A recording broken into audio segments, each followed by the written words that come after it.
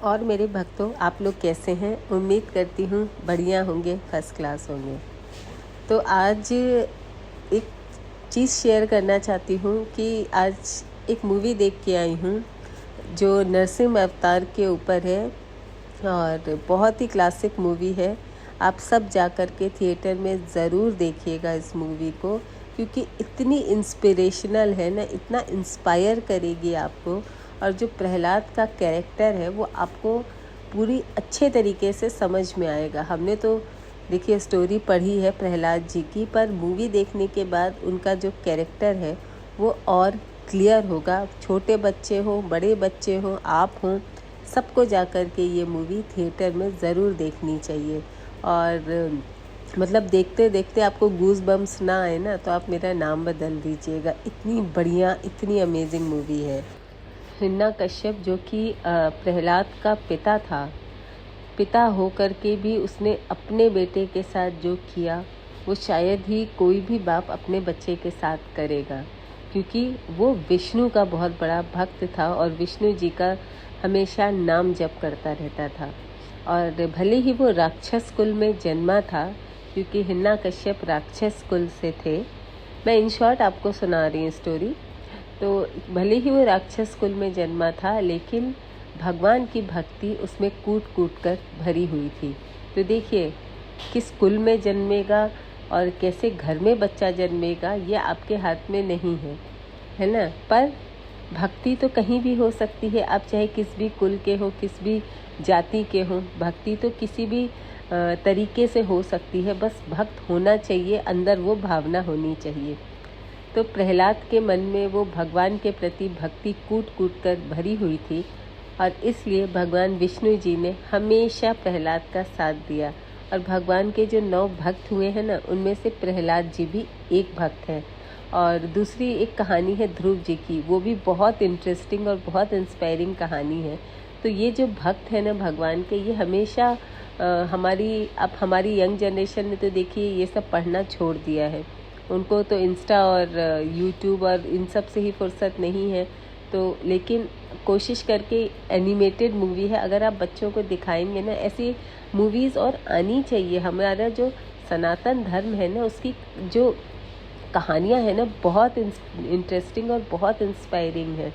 तो ऐसी मूवीज़ बननी चाहिए ताकि हमारे जो बच्चे हैं उनको हमारी संस्कृति, हमारे धर्म के बारे में पता चले।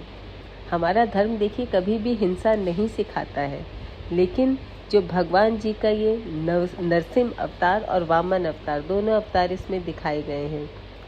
तो जो हिरण्यकश्यप का भाई था, उसको मारने के लिए भगवान जी ने वामन अवतार लिया था, यानी सूअर का अवतार लिया था। और हिरण्यकश्यप को मारने के लिए उन्होंने नरसिंह अवतार लिया था, क्योंकि हिरण्यकश्यप को वरदान था कि वो जो है किसी मनुष्य से नहीं मरेगा, ना दिन में मरेगा, ना रात में मरेगा, ना अंदर मरेगा, ना बाहर मरेगा। मतलब बहुत ही ज़्यादा कॉम्प्लिकेटेड जो वरदान है वो ब्रह्मा जी ने उसे दिया था। अब नरसिंह जी का जो अवतार भगवान विष्णु ने लिया था, उन्होंने किस तरीके से उसका वध किया, हिरण्यकश्यप का, बहुत ही कमाल का जो VFX दिखाया गया है मूवी में। मतलब आपको इतनी अच्छी फीलिंग आएगी कि हमारे सनातन धर्म में आप देखिए, हम फालतू में ये जो विदेशी कैरेक्टर हैं इनके पीछे भागते रहते हैं, लेकिन हमारे ही भगवान जी में ही ऐसे ऐसे अवतार हैं, ऐसे ऐसे कैरेक्टर हैं कि बच्चों को बहुत इंस्पायर करेंगे और आपको तो करेंगे ही।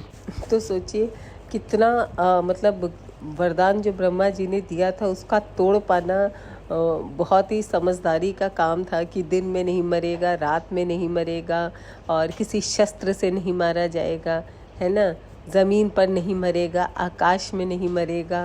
मतलब इतना ज़्यादा जो है वो कॉम्प्लिकेशन था, लेकिन भगवान विष्णु जी ने जो अवतार लेकर के उसे मारा है ना, तो अब देखिए पहला उसका जो था कि वो दिन में नहीं मरेगा, रात में नहीं मरेगा, तो भगवान ने उसे ऐसी समय मारा जब संध्या काल हो रहा था, तो वो तो ना दिन था और ना रात थी। दूसरा, वो किसी शस्त्र से नहीं मरेगा, तो भगवान ने उसे अपने नाखूनों से मारा। दूसरा, ना उसे कोई इंसान मार सकता है, ना उसे कोई जानवर मार सकता है। तो भगवान ने दोनों का मिक्स अवतार लिया। नरसिंह अवतार इसीलिए बहुत ज़्यादा हमारी पौराणिक कथाओं में बहुत फेमस है ना। और दूसरा कि वो अंदर नहीं मरेगा घर के, और वो चौखट के बाहर नहीं मरेगा। तो भगवान ने उसे बीच चौखट पे मारा, जो ना अंदर था और ना बाहर था। तो सोचिए मतलब कितना गूज़बम्स आते हैं इस मूवी को देख करके। तो ज़रूर से जा कर के थिएटर में इसको देखिएगा। और प्रहलाद जी को और होलिका दहन देखिए। वो हिरण्यकश्यप की बहन थी होलिका, उसने अपने ही बेटे को मारने के लिए उसको बोला था कि होलिका को वरदान प्राप्त था कि वो आग में नहीं जलेगी, उसके साथ की सारी चीज़ें जल जाएंगी पर होलिका नहीं जलेगी। लेकिन यहाँ भी विष्णु जी ने प्रहलाद का साथ दिया और होलिका जल गई और प्रहलाद बच गया। इसीलिए कहते हैं बुराई पर अच्छाई की जीत होती है, इसीलिए हम होलिका दहन का त्यौहार मनाते हैं। तो बहुत इंस्पायरिंग मूवी है। मतलब छोटी छोटी बहुत सी चीज़ें जो हम करते तो हैं पर हमें एक्चुअली इसका बैकग्राउंड नहीं पता होता, वो बहुत सारी चीज़ें आपको क्लियर होंगी। आप लोग ये मत सोचिएगा कि मैं इस मूवी का प्रमोशन कर रही हूँ। मूवी मुझे अच्छी लगी इसलिए मैं आपके साथ शेयर कर रही हूँ। तो अब बाबा का चैनल है और उनके चमत्कार के बारे में बात ना हो तो ये तो हो ही नहीं सकता। तो आपको बाबा का एक बहुत इंटरेस्टिंग चमत्कार बताती हूँ जो उन्होंने अपने भक्त के साथ किया। तो ये जो चमत्कार है ये बरेली के महेंद्र कुमार जी हैं, वो बताते हैं कि मतलब 1965 में महेंद्र कुमार जी अपने पिताजी के साथ कैची आश्रम गए हुए थे। रास्ते में जब उनकी जो बस है वो हिली एरिया में चल रही थी, मतलब पहाड़ी इलाकों में चल रही थी, तो महेंद्र कुमार जी ने अपने पिताजी से कहा कि यह सफ़र अगर हम बाइक से यानी मोटरसाइकिल से करते तो कितना मज़ा आता, मतलब खुले में करते, हवा आती, बहुत मज़ा आता। खैर बात वहीं पर ख़त्म हो गई। और महेंद्र कुमार जी के पिताजी ने उन्हें कैंची लाने का लाने का कारण ये था कि वो चाहते थे कि महेंद्र कुमार जी को बाबा का आशीर्वाद प्राप्त हो और वे अपनी परीक्षा में सफल हो सकें, क्योंकि वो बहुत सारी परीक्षाओं में असफल थे और 2-3 सालों से जो भी परीक्षा वो देते थे उसमें सफल नहीं हो पाते थे। तो जब दर्शन करने के लिए पहुँचे तो उन्होंने बाबा जी से अपने बेटे की परीक्षा के बारे में बात चला दी, यानी महेंद्र कुमार जी के बारे में। अब बाबा तो बाबा ही हैं, वो आगे पीछे सब कुछ जानते थे। तो उन्होंने तुरंत बोला ये पढ़ेगा नहीं, यह मोटरसाइकिल चलाएगा। अब बाबा की ये चीज़ें सुन कर के सब लोग बिल्कुल चौंक गए, क्योंकि बस में वो अपने पिताजी से मोटर साइकिल की ही बात कर रहे थे और उन्हें ये बात याद आ गई। उनके पिताजी ने फिर उनसे बहुत अनुरोध किया कि ऐसा मत बोलिए, क्योंकि देखिए हर बाप चाहता है कि उसका बच्चा पढ़े लिखे और बहुत बड़ा आदमी बने, पर बाबा ने तो ये कह दिया कि ये पढ़ेगा नहीं। तो उन्होंने बहुत बहुत उनसे रिक्वेस्ट की, अनुरोध किया कि बाबा आप सच सच बताओ, ऐसा मत बोलो। तो बाबा ने कहा कि देखिए हम झूठ नहीं कहेंगे। फिर कहा, उन्होंने सोच के जब देखा कि ये बहुत रिक्वेस्ट कर रहे हैं तो उन्होंने कहा अच्छा हमें ज़रा हनुमान जी से पूछ लेने दो। अब सोचिए खुद ही हनुमान जी थे, पर वही है ना, संसार में आने के बाद उन्होंने कभी अपनी शक्ति का प्रदर्शन नहीं किया। तो उन्होंने कहा मुझे हनुमान जी से पूछ लेने दो। इसके तुरंत बाद ही जब आंख बंद करके उन्होंने पूछा तो कहने लगे देखो इस समय तो ये परीक्षा में पास हो जाएगा, पर आगे की परीक्षाओं के बारे में हम नहीं बताएंगे। क्या होता है ना कि अगर पहले ही सारी चीज़ें बता दो तो आदमी निराश हो जाता है। तो उन्होंने कहा कि आगे की परीक्षा के बारे में हम नहीं बताएंगे।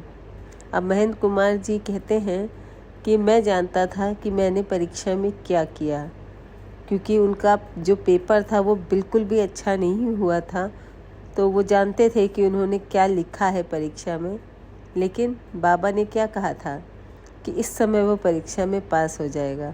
तो उनके ख़राब पेपर होने के बाद भी वो परीक्षा में पास हो गए।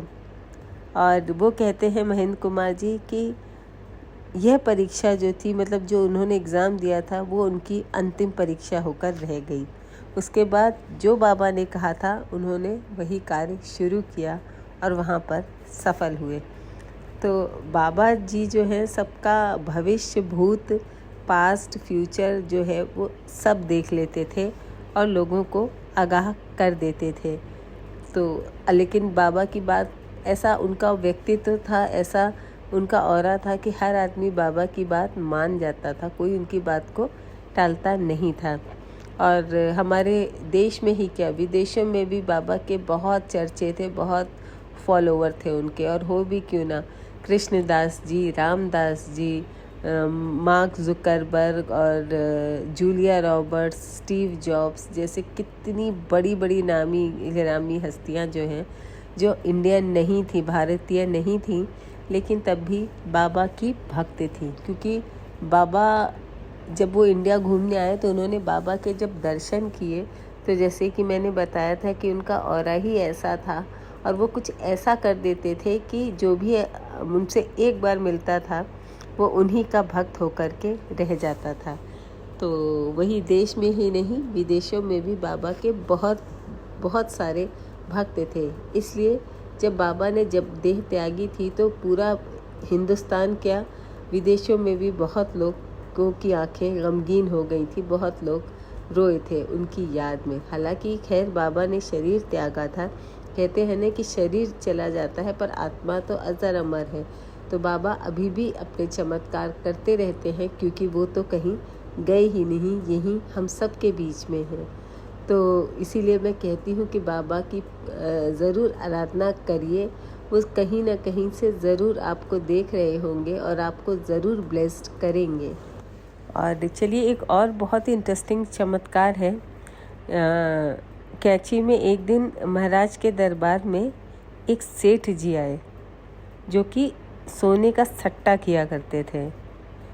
उस दिन बाबा ने बातों ही बातों में सोने के भाव की बात चला दी और बाबा बोले कि सोने का भाव आगे चलकर गिर जाएगा। अब सेठ जी ने उस पर बोला कि नहीं, ऐसा नहीं होगा, क्योंकि अभी भाव बढ़े हुए हैं और बढ़ते जाएंगे, घटने की कोई संभावना नहीं है। बाबा ने कुछ उचित रीज़न दिए और कहा कि इसका भाव ज़रूर गिर जाएगा। सेठ जी के बात समझ में आ गई, क्योंकि बाबा कह रहे थे और उन्होंने थोड़े ही लाभ में, मतलब जैसे ही उनको थोड़ा बहुत प्रॉफिट हुआ, उन्होंने अपना सोना बेच दिया। आगे अगले दिन उन्होंने देखा कि जो सोने का भाव था वो सच में गिर गया और सेठ जी बहुत बड़े लॉस से बच गए। दूसरी बार जब सेठ जी बाबा के दर्शन करने आए तो उन्होंने बाबा को 2000 रुपये की भेंट चढ़ाई और अपनी, जो होता है ना कि अपनी रिस्पेक्ट, अपनी कृतज्ञता व्यक्त की। सेठ जी के बहुत कहने पर भी बाबा ने उनकी भेंट स्वीकार नहीं की। सेठ जी के चले जाने के बाद एक भक्त ने कहा कि सेठ जी आप रुपया ले लेते और इन रुपयों को मंदिर और आश्रम के कामों में लगाया जा सकता था। पर बाबा तो सब कुछ जान जाते थे। बाबा ने उसे कहा कि वो रुपयों से आश्रम बनवाने नहीं आया था, वो हमें खरीदने आया था। तो ये थे बाबा के चमत्कार। आई होप वीडियो पसंद आया हो तो जय श्री राम ज़रूर लिखिएगा, क्योंकि राम नाम ही